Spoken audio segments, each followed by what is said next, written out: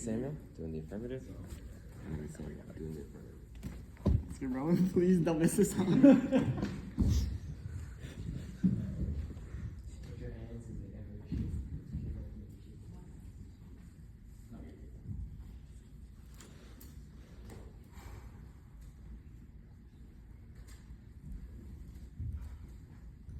Are the judges ready? Is the timer ready? Is the recording ready? All right. Quote, that to secure these rights, governments are instituted among men, deriving their just powers from the consent of the governed, that whenever any form of government becomes destructive to these ends, it is the right of the people to alter or to abolish it, and to institute new government, laying its foundation on such principles and organizing its powers in such form as to them shall seem most likely to affect their safety and happiness. Quote, the Declaration of Independence. Let's see. Good morning. My name is Samuel, and I stand for the resolution that civil disobedience in a democracy is morally justified. Let's begin with definitions. Civil disobedience is the act of non-violent refusal to obey certain laws or governmental demands as a form of protest. Morally justified is actions aligned with ethical principles, justice, human rights, conscience, even when they violate legal norms. Democracy is a system of government in which power is vested in the people and exercised directly or through elected representatives. Observation 2, my value. Today, my value is moral autonomy, which is a democracy that treats citizens as moral agents, not passive subjects. When law and conscience conflict, individuals must act accordingly to what is ethically right. Moral autonomy grounds democratic participation in conscience rather than blind obedience. Observation 3, criteria. Today, my criterion is conscience. An action is morally justified when it aligns with a well-reasoned, well-formed conscience. Following Thoreau, the only obligation which I have a right to assume is to do at any time what I think right. This evaluates civil disobedience as ethical integrity rather than legality. Observation 4, my contentions. So my first contention is civil disobedience upholds moral responsibility. Quote, it is not always the same thing to be a good man and a good citizen. Citizens in democracies share responsibility for laws when laws are unjust. When laws are unjust, citizens must act from conscience. Example, Rosa Parks' refusal was illegal, but morally necessary to challenge racial inequality. The magnitude of this issue is high because preserving moral agency represents ethical democracy, and individuals often face unjust laws, and conscience requires action immediately when injustice occurs. My second contention is democracies can produce unjust laws. Unjust laws exist. Unjust laws exist. Shall we be content to obey them? Democracies have enacted immoral laws, segregation and slavery, and legality does not mean morality. The impact of this is very high because unjust laws can systematically harm millions, and democratic systems are imperfect and historically flawed, and injustice persists until challenged. So civil disobedience is a necessary corrective mechanism when conscience indicates injustice. My final contention is peaceful civil disobedience strengthens democracy. Quote, protest beyond the law is not departure from democracy. It is absolutely essential to it. And quote, disobedience is the true foundation of liberty. Nonviolent disobedience exposes contradictions between democratic ideals and unjust policies, prompting reform. Example, Gandhi's Salt March mobilized democratic participation and triggered structural change.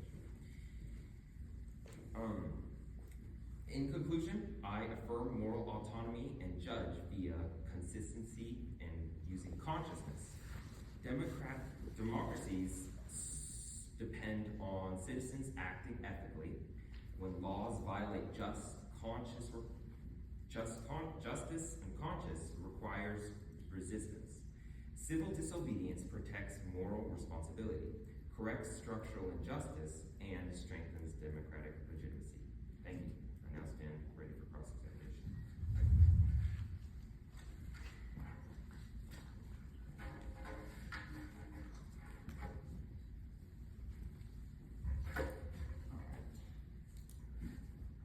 The judges all ready? The timer? No, I can already started. Could you please repeat your first contention? My first contention was civil disobedience upholds moral responsibility. Moral responsibility. Yep. Can you do the second one, please? Democracies can produce unjust laws. Okay. And then the third one? The third one was peaceful civil disobedience strengthens democracy. Strength. Yes. Okay. Do you know what the U.S. Constitution is, Sam? Yes. Would you mind giving us a 2-sentence overview of the Constitution? Sure. The Constitution is the framework that the founding fathers laid out so that we can have just laws and so that we can have a society that runs smoothly. Right. And the founding fathers were smart, were they not? They were smart. Okay, good. Did you research the Constitution or have to write a speech on it earlier this year? I did. Okay, great. From that, is the Constitution a fixed document? As in, can you define fixed? So, let's take the Bill of Rights. Can't really be changed. It's these 10, the fundamental 10 kind of like liberties that are going to be there always, right? So Yeah. can the Constitution change or be added to? Yes. So, the Constitution is a document that can evolve to meet new unjust laws, let's say. Okay, that makes sense. Okay, so the Constitution originally didn't protect black people, right? No, it did not. It had slavery. Okay. And that was very So- unjust. It was. Did the Constitution change to include people of color? It did change with reform that was incited by civil disobedience because they originally made that law. They made the laws of slavery.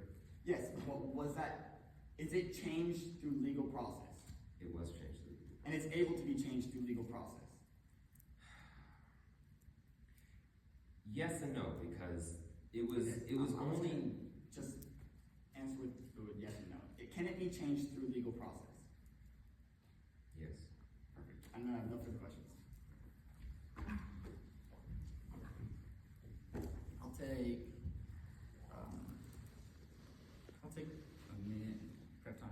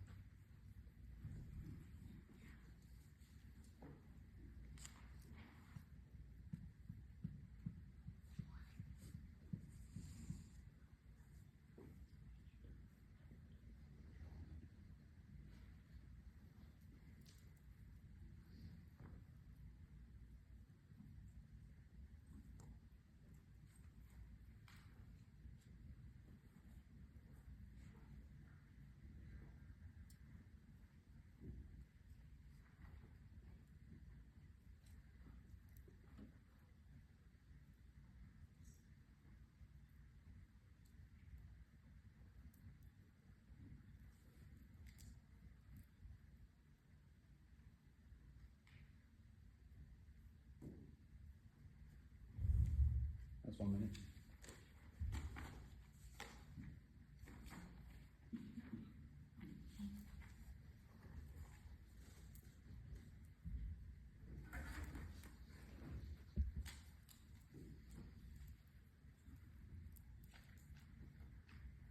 Alright, and I get 7 minutes for this next speech, right? Yep. Perfect. Are the judges ready? Timer? Alright, then I'll get started.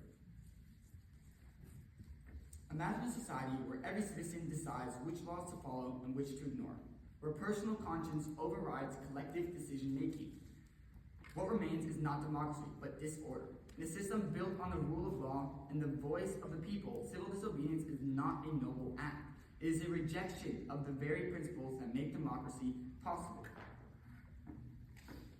My name is Gabe Buritica, and I stand for against the resolution that civil disobedience in a democracy is morally justified. My opponent Samuel presented some great definitions. I'm going to counter one of those and add a few of my own. For his definition of civil disobedience, I'm going to counter that with my own as the intentional violation of laws, typically nonviolent, to protest policies or actions of the government. That is the only alteration I'm going to make to his, and I'm going to add one of my own. I'm adding the definition of anarchy, and I'm going to define that as a condition of lawlessness and disorder resulting from the abuse or rejection of established authority. My value for today is social order, and I'm going to define that as social order refers to the way in which society is structured and regulated to maintain stability, cooperation, and predictability through shared norms, rules, institutions, and social relationships. It exists when individuals generally follow accepted social guidelines. Criterion: the preservation of the rule of law. We live in a democracy, one of the best in the world, with a constitution that is ever evolving and ever prominent. We created this document to be able to handle threats that initially the founding fathers didn't have. They were 200 and almost 50 years ago. They didn't know all the things we did. They didn't have all this information. So they created this document to be able to change and address every single issue. That is the beauty of the American Constitution. I'll offer my criterion again as the preservation of the rule of law.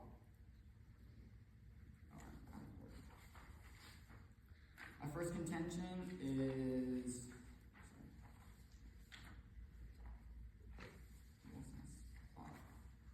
contention 1. Civil disobedience undermines democratic legitimacy. It rejects the collective will and the consent of the government. Democracies are built on the idea that laws reflect the consent of the government and the collective will. When individuals deliberately disobey laws, they treat themselves as sovereign rather than part of the collective. This undermines the legitimacy of the government.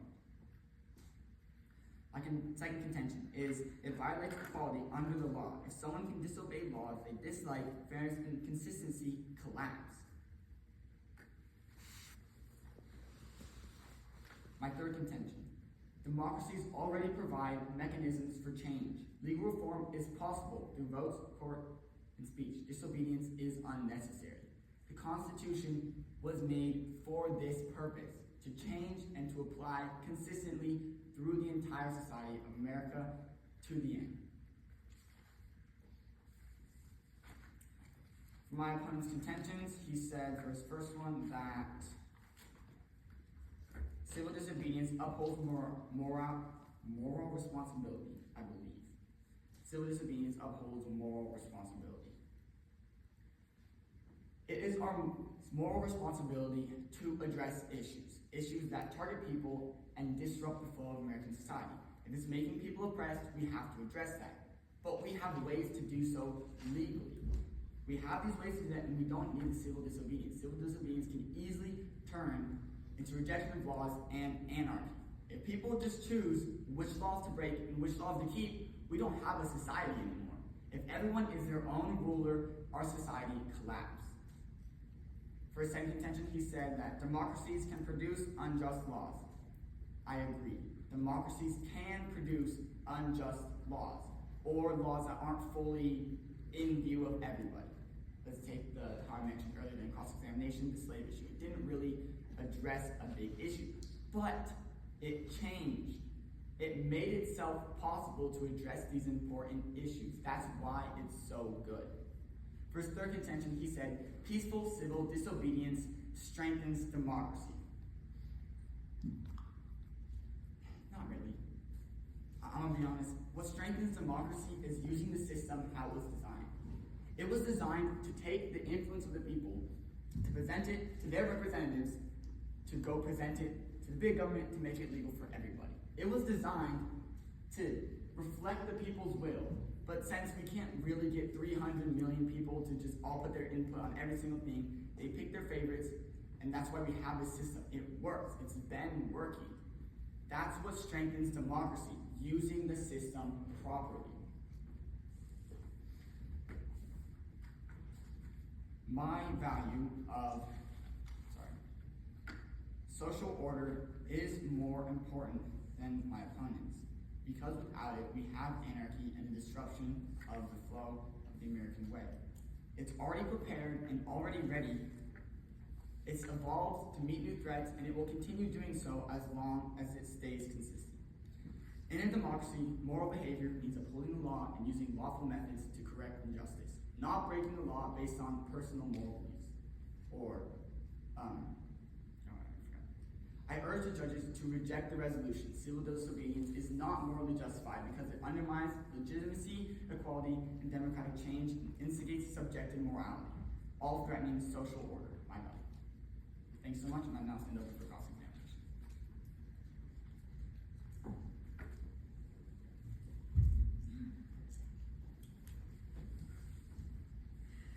Hello. Could you please repeat your first contention?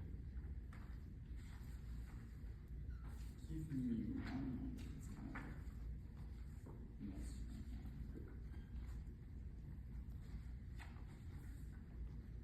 Civil disobedience undermines democratic legitimacy. Okay. Can you repeat your second contention? It violates equality under the law. If some people can disobey laws, they dislike fairness and consistency collapse. Okay. And then could you repeat your third contention?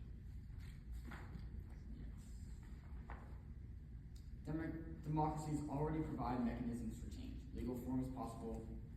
Disobedience is unnecessary. Okay. I'm done. Thank you.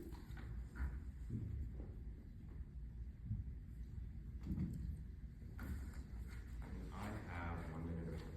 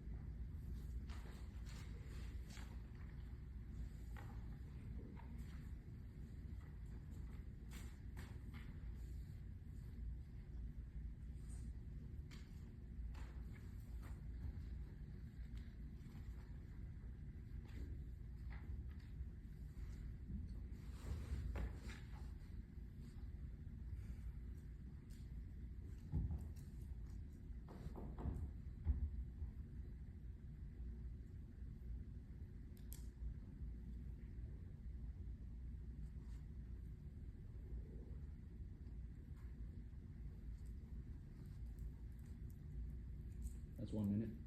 Okay, can I have 30 more seconds?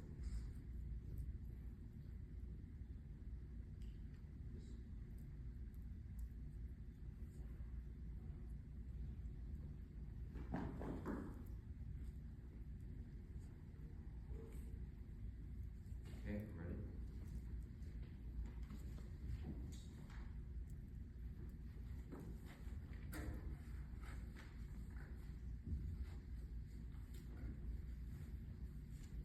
Judge is ready? Is timer ready? Is recording ready? Alright. Quote, justice is conscious, not a personal conscious, but the conscious of the whole of humanity. Let's see. So the negative team provided their value as social order, and in response to that, I'd like to say that social order without justice becomes just oppression, and civil disobedience restores just order, just like in slavery we talked about. And also, history shows stable but unjust systems. Segregations, colonial rule, required civil disobedience to reform. And the negative team said for their first contention that civil disobedience undermines democratic legitimacy. However, the rule of law must be moral, and obedience to unjust law erodes public trust. And civil disobedience aims to improve the law by appealing to higher moral principles. The negative team also said that civil disobedience violates equality. However, civil disobedience is a nonviolent principle and conscientious, not arbitrary lawbreaking, and does not violate equality. For the third contention, the negative team said that democratic mechanisms are, the current laws that they have are sufficient to change laws. However, voting and courts often fail minorities. Example, Jim Crow lasted 90 plus years. And civil disobedience is used when institutional channels are slow or unjustly blocked. Civil disobedience is necessary to evolve a society from an unjust democracy to a just one. I agree that using the system has sometimes worked in the past, but change is required to be incited by those with a conscience. Let's see. All right. Thank you. I believe I have 2 minutes left of prep time. Yep. I'll go ahead and use the rest of that.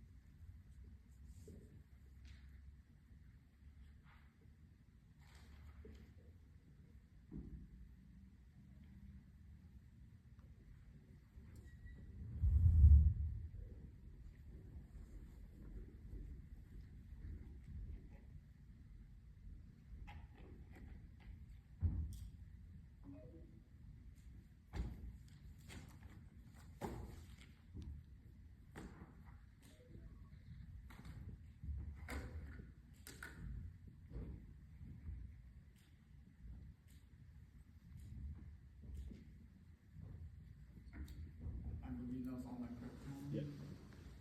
And I get 6 minutes for that speech, am I right? Yes.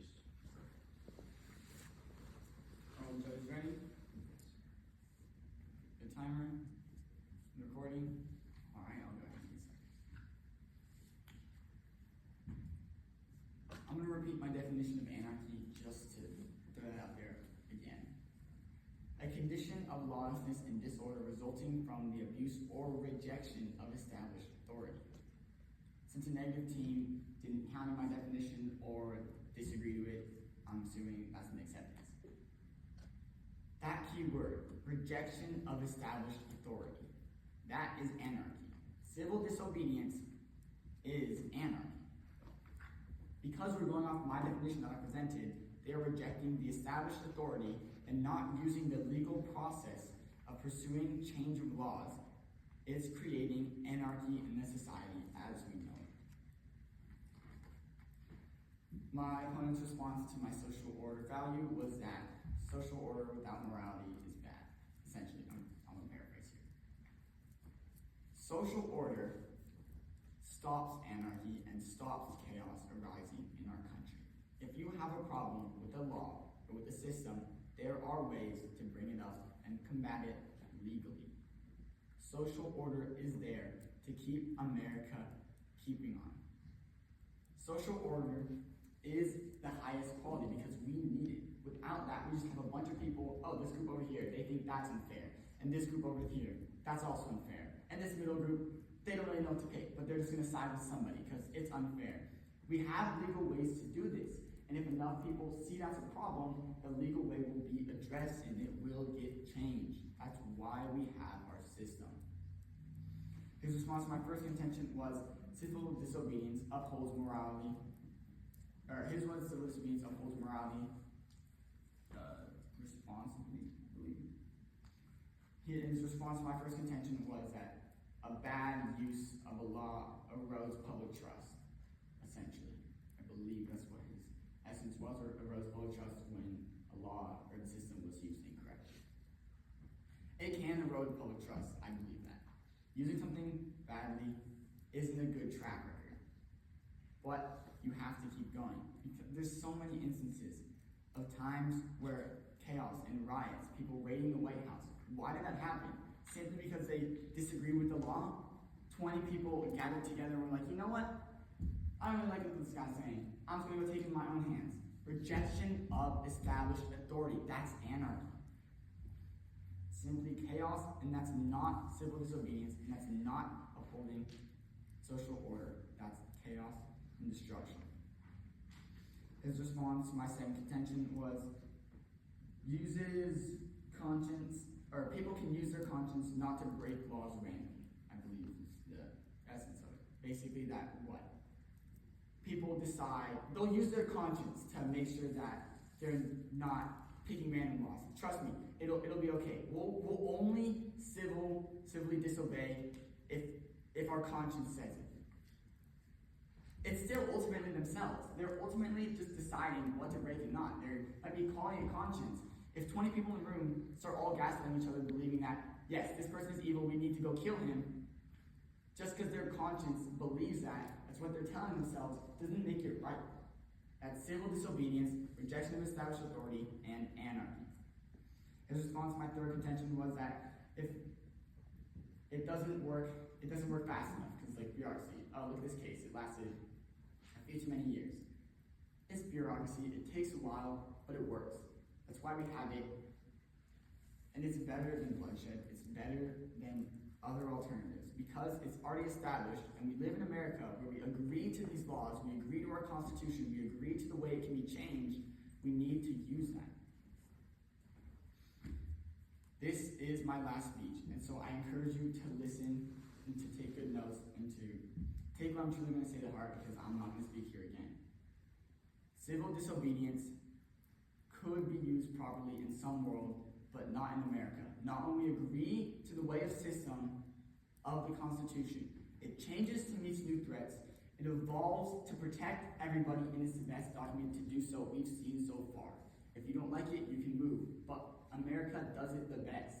And they've been doing it the best. And that's why we live here and agree to this Constitution, this way of changing laws.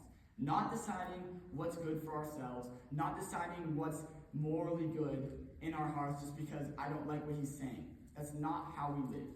We live in this democracy, and it is our obligation to use democratic system to uphold laws without preventing anarchy, or with preventing anarchy. Thank you.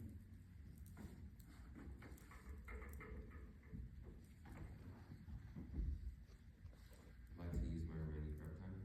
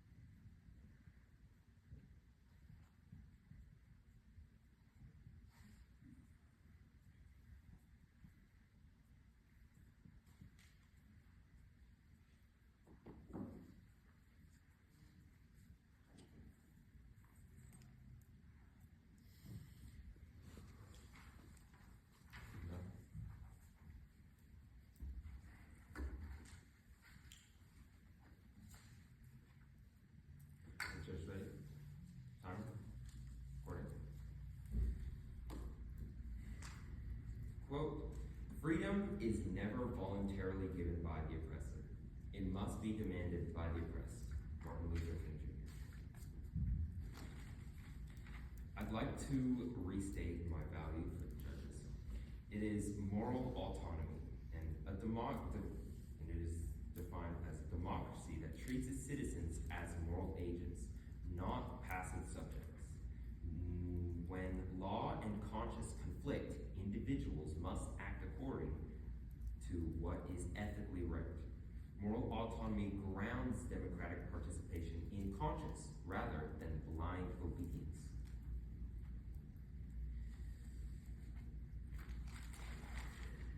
My criterion for this case was conscious. It is an action that is morally justified when it aligns with reasoned, well-formed conscience.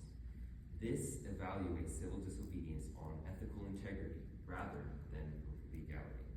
My first contention was civil disobedience upholds moral responsibility, and that was, quote, "It is not always the same thing to be a good man and a good citizen." My second contention was democracies can produce unjust laws. Quote, "Unjust laws exist. Shall we be content to obey them?" And my final contention was peaceful civil disobedience strengthens democracy. Quote, "Protest beyond the law is not a departure from democracy. It is absolutely essential to it."